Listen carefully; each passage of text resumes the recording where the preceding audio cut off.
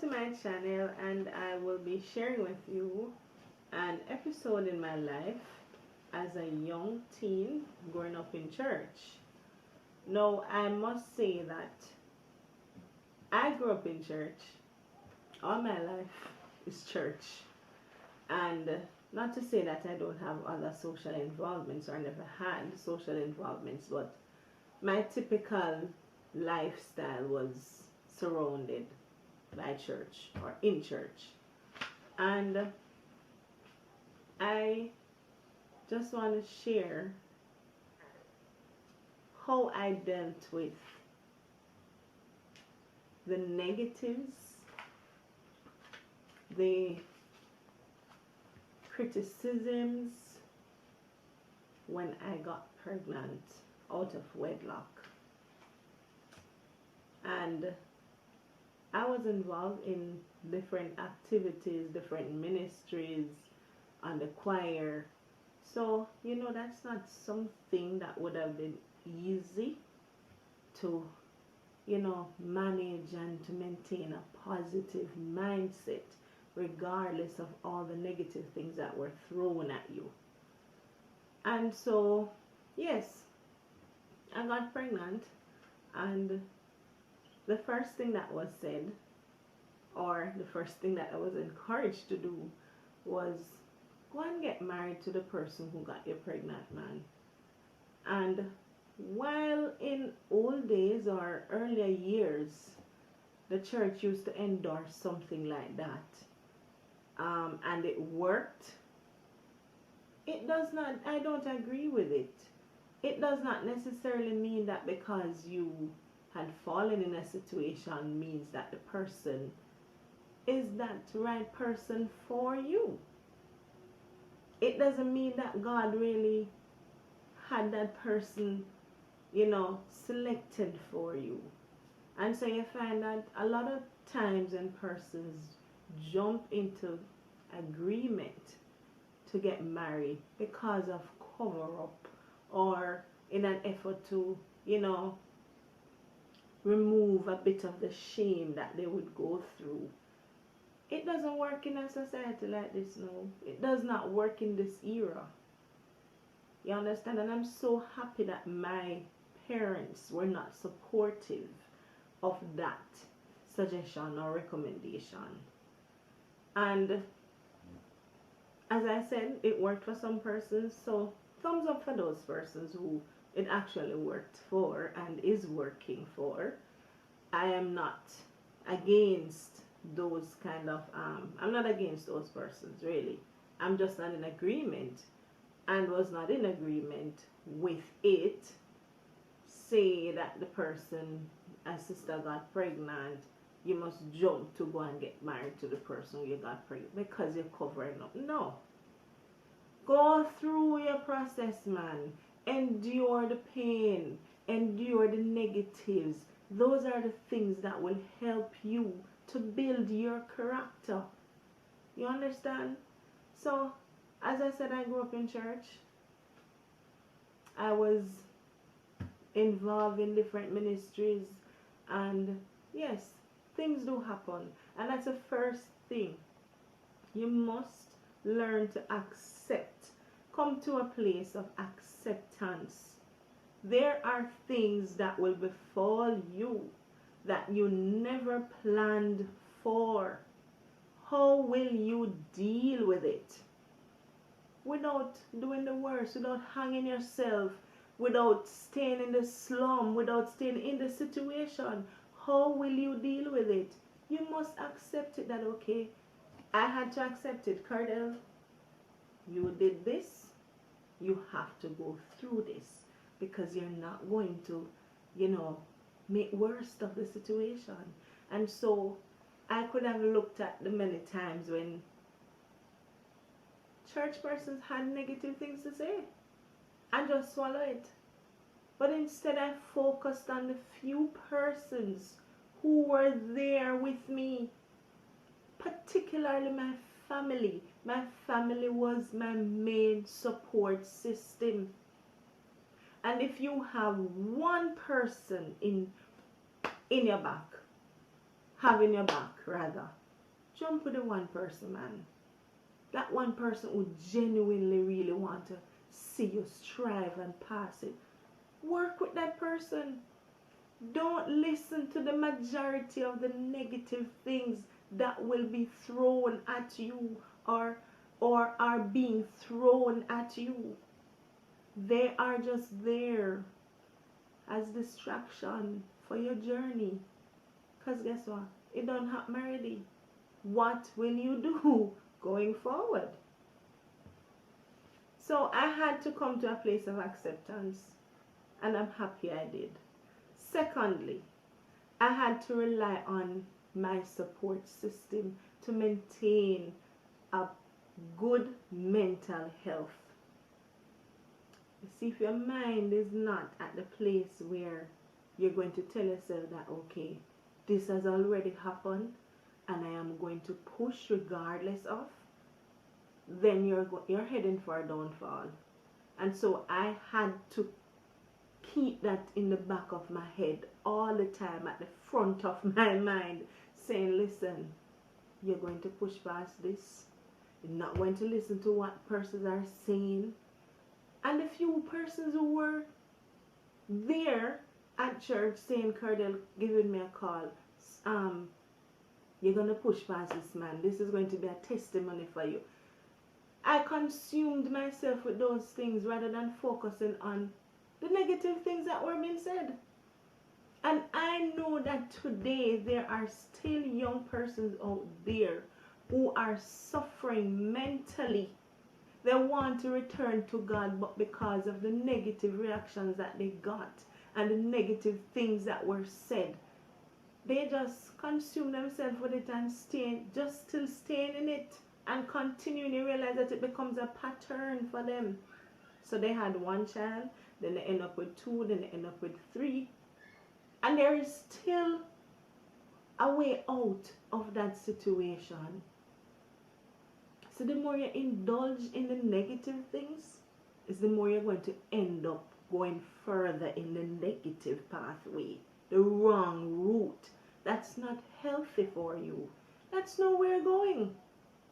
And so I just want to take this time out to share with persons who you're still in a backslidden state because of what you went through years ago, or maybe what you're still going through, or maybe what just happened to you, and you feel that it doesn't make any sense to bother to serve God because all that is consuming your mind is just the negative things. I want to say to you, get out of that.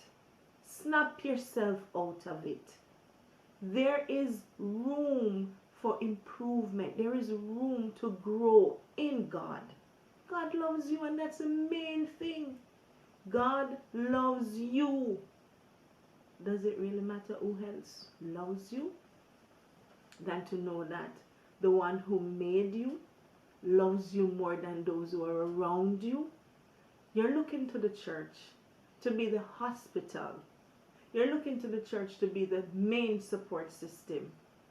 We have to, sadly, it should be as a hospital. It should be where you get your main support from.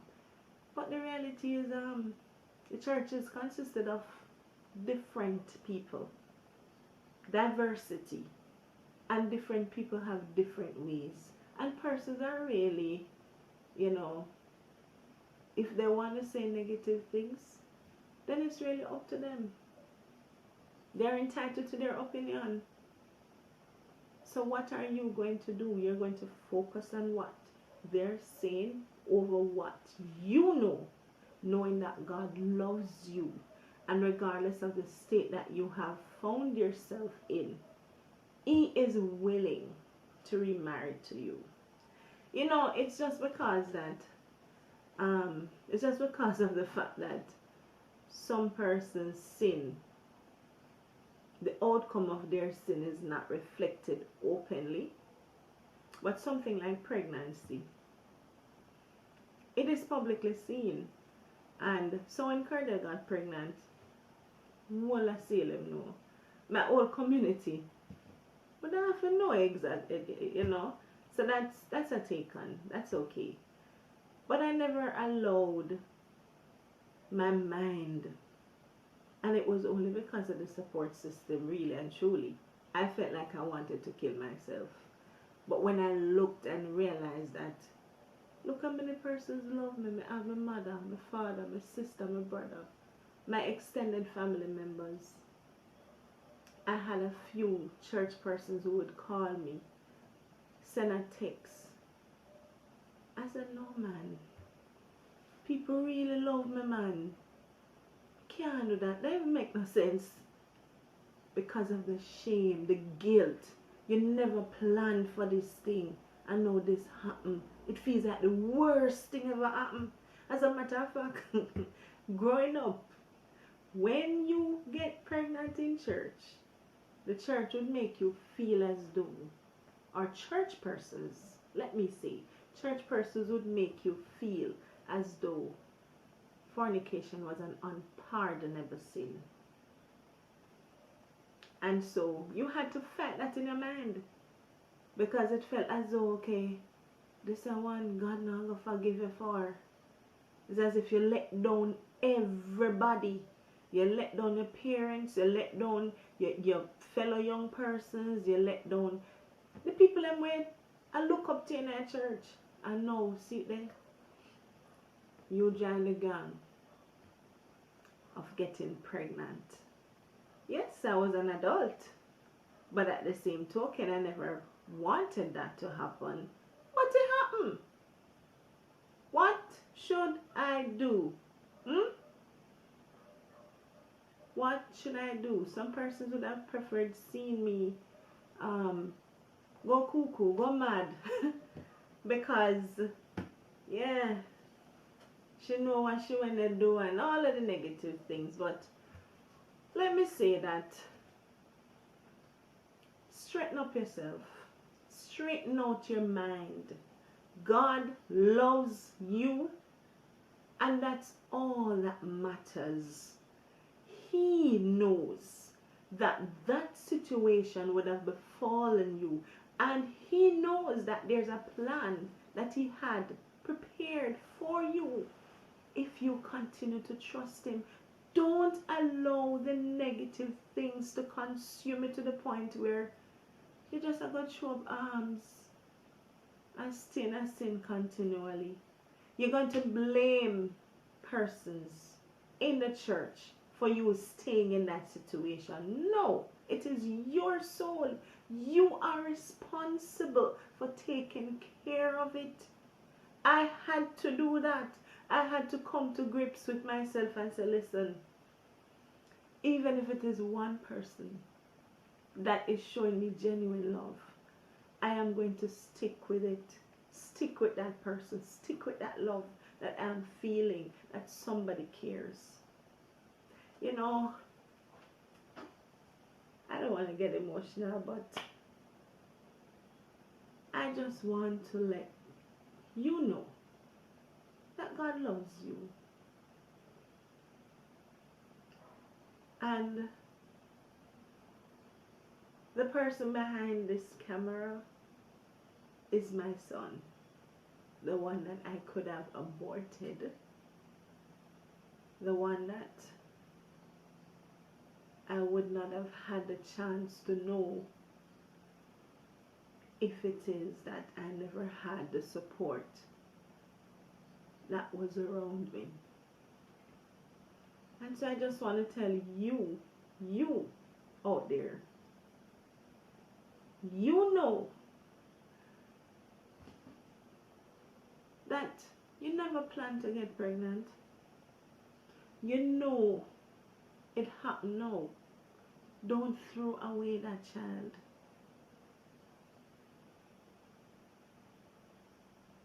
You know